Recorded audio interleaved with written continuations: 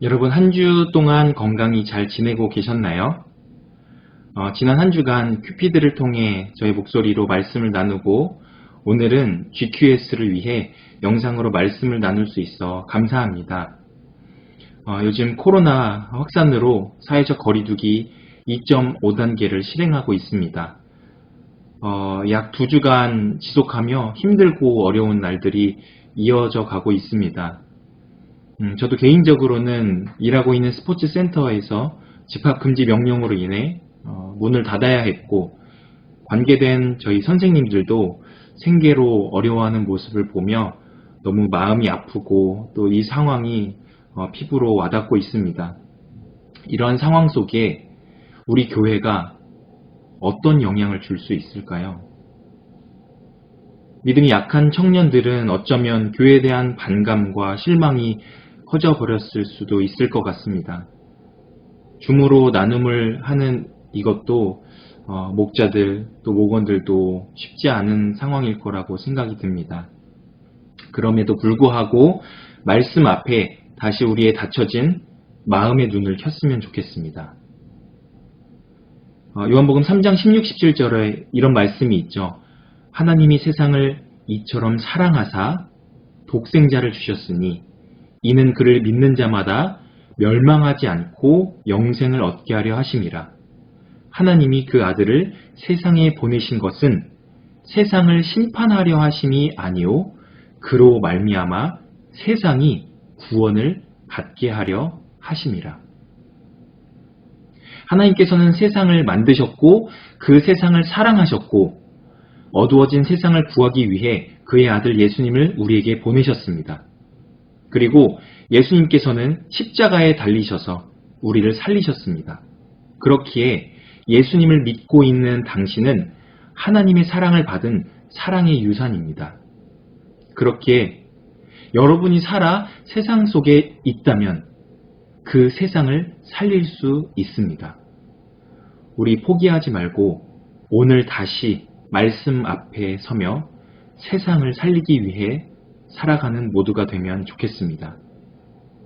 오늘 GQS의 제목은 세상과의 선을 지키는 성도라는 주제입니다. 본문은 창세기 46장 28절부터 47장 12절까지 말씀입니다. 오늘 본문에는 아버지 야곱이 그가 그토록 사랑했던 아들, 죽은 줄로만 알았던 아들 요셉과 재회하는 기쁨이 있는 본문입니다. 창세기 37장에 요셉은 17세의 나이에 형들에게 미움을 받아 팔려갑니다. 아버지 야곱은 그가 죽은 줄 알고 슬픔으로 살았습니다. 하지만 약 13, 14년이 흘러 다시 만나게 되는 장면입니다. 야곱은 아들 요셉이 얼마나 보고 싶었을까요? 한 걸음에 달려가 요셉을 보고 싶어 했을 텐데 무엇인가 주저하는 모습을 보게 됩니다. 그것을 어떻게 알 수 있냐면 46장 1절에 야곱은 브엘세바에서 하나님께 희생제사를 드리며 기도합니다. 기도하는 이 야곱에게 하나님께서 이렇게 말씀해 주십니다. 3절 4절에 하나님이 이르시되 나는 하나님이라 내 아버지의 하나님이니 애굽으로 내려가기를 두려워하지 말라. 내가 거기서 너로 큰 민족을 이루게 하리라. 내가 너와 함께 애굽으로 내려가겠고 반드시 너를 인도하여 다시 올라올 것이며 요셉이 그의 손으로 내 눈을 감기리라. 야곱은 알고 있었습니다. 우리를 지금까지 인도하신 하나님께서 약속하신 것은 애굽으로 가는 것이 아닌데 이렇게 애굽으로 가게 되고 거기에 정착하여 눌러앉고 하나님의 약속을 잊어버리면 어떻게 하지? 하지만 하나님께서는 애굽으로 가는 것 또한 하나님의 계획 안에 있음을 말씀하시고 야곱을 안심시켜 주십니다. 그리고 그제서야 야곱은 그곳을 떠나 이동하기 시작합니다. 야곱은 큰 결정을 앞두고 당장 애굽으로 달려가지 않고 그 자리에 멈추어 예배하고 기도하며 하나님께 그 방법을 간구하였습니다.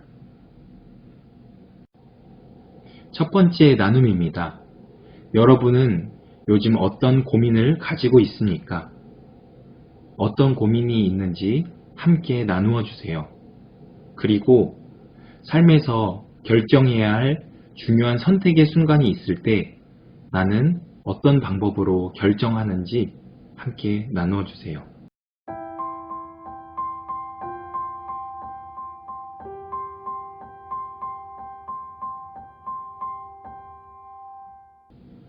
우리가 선택과 고민의 순간에 눈에 보기 좋은 것을 바로 취하기보다 그 앞서 잠시 멈추어 하나님께 내가 가야 할 방향과 길을 물어보고 하나님의 인도하심을 따라 선택할 수 있기를 바랍니다. 창세기 47장 28절을 읽어보겠습니다.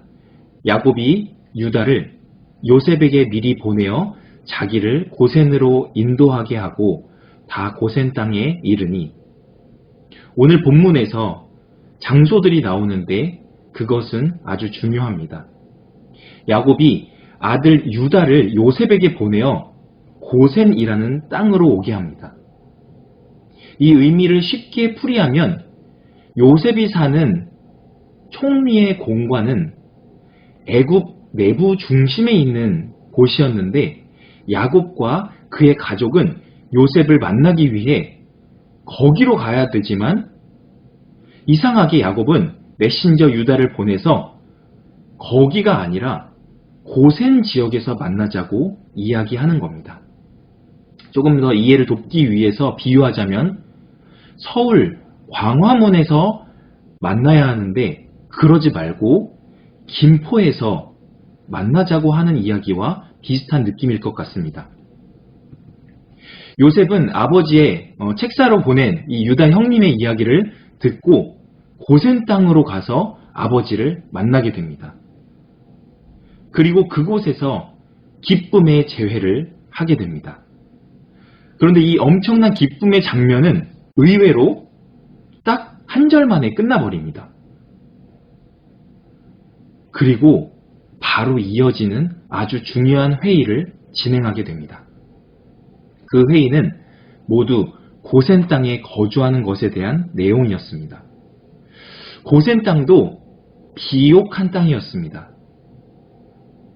하지만 아까 전 비유로 잠깐 서울의 광화문과 김포를 언급했듯이 야곱의 가족이 서울의 광화문인 애굽의 중심부에 살았을 때 분명히 애굽의 삶에 동화될 수밖에 없다는 것을 야곱과 요셉은 너무나도 잘 알고 있었습니다.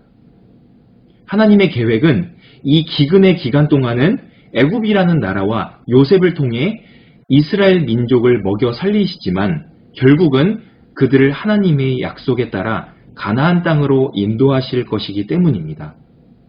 즉 언젠가 약속의 땅으로 떠나야 할 가족이 애굽의 삶에 동화되지 않도록 중심부에서 멀리 떨어진 고센 땅에 정착을 해야만 하는 게 중요한 일이었습니다. 그래서 이 땅에 살기 위해 요셉은 한 가지 지혜를 생각해냅니다. 당시 팔레스틴에서 온 이방인들은 언제나 이집트인들의 의심을 받았기 때문에 국경 지방에 정착하는 일은 쉽지 않았습니다. 그러나 동시에 이집트인들은 목자, 유목민들을 혐오하였기 때문에 바로가 내륙 지방에 정착하도록 조처하리라고는 더욱 생각할 수 없었습니다. 그래서 요셉은 야곱의 가족이 목자라는 사실을 내세워 바로왕이 어쩔 수 없이 야곱의 가족에게 고센 땅 거주를 허가할 수 있도록 유도하는 지혜를 가르쳐 주었습니다. 결국 야곱은 바로를 만나 축복의 인사를 하고 자신들의 생업이 유목민이기 때문에 고센 땅에 사는 것을 요청하였고 바로는 그렇게 하도록 허락하게 됩니다.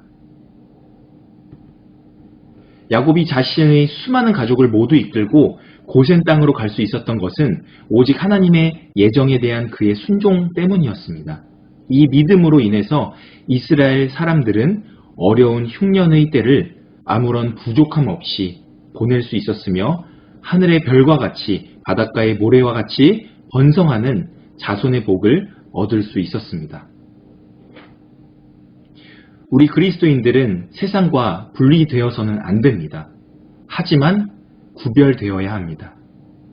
세상에서 함께 살아가지만 하나님의 방식으로 살고 겸손하게 섬겨야 합니다.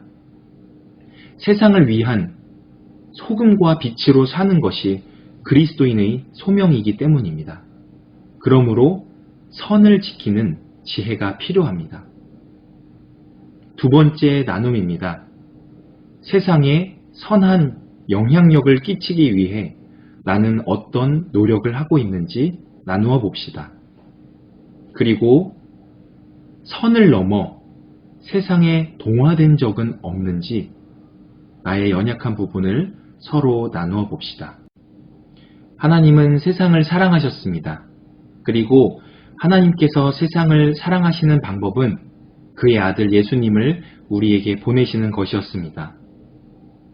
우리도 세상 속에 살아갈 때 세상의 방법이 아니라 하나님의 방법으로 세상을 사랑하며 세상을 위해 선한 영향력을 끼치는 그리스도인들이 되기를 소망합니다. 한 주일 동안도 승리하세요. 화이팅!